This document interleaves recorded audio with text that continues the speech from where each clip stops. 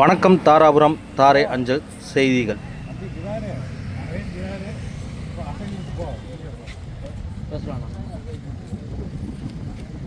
தாராபுரம் நகர் திமுக சேலம் முருகானந்தம்.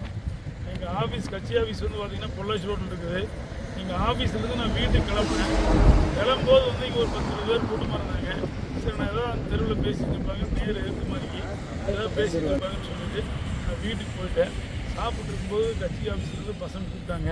இந்த மாதிரி வந்து டிவிக்கே சேர்ந்த சையது பாஷா மற்றும் 2-3 பேர் வந்து இங்கே பிரச்சனை பண்ணிட்டு இருக்கிறாங்க. டிராவல் லாரி 11 லாரி போகும்போது இந்த லாரி நிற்கிது, ஏதோ ஒரு கேமராவில் இடிச்சிட்டாங்க, பிரச்சனை சொன்னாங்க. நான் சரி என்னன்னு கேட்கலாம், பொதுமக்கள் இருக்கிறாங்கிறதுக்காக வந்தோம். அவங்க இருந்தாங்க. அவங்க உள்ளே வந்து பொண்ணு இறக்கிட்டு வரும்போது வெளியில் இருக்கிற கேமரா இடிச்சிட்டாங்க, அதுக்கு 5000 ரூபாய்க்கு செலவு பண்ணி கொடுத்து சொல்லி கேட்டுக்கிறாங்க. நான் தான் ஓட்டிகிட்டு இருக்கிறேன் ரெகுலராக, இப்போ பர்மிட் இல்லாமல் தான் ஓட்டுது. அதுக்கு வந்து நான் உங்களுக்கு எதுவும் செய்ய முடியாது, நீங்கள் என்ன செய்வீங்க பார்த்துட்டு தான் ஓட்டிக்கிறோம் அப்படின்னு சொல்லி அவங்க சொல்லிக்கிறாங்க. நாங்கள் அதுக்கு சையது பாஷா ஓடணும் 2 பசங்க சொல்லிட்டு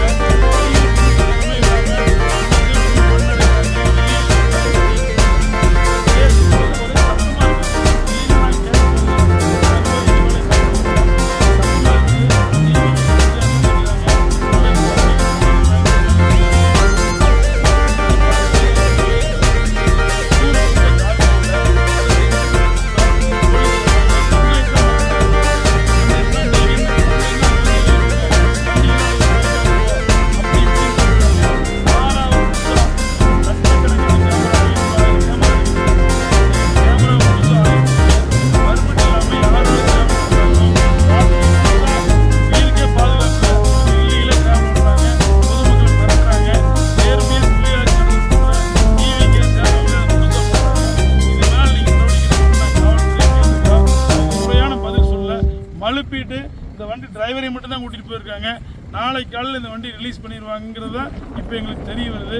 இது மாதிரி நடந்தால் எங்களை போராட தூண்டுறாங்க.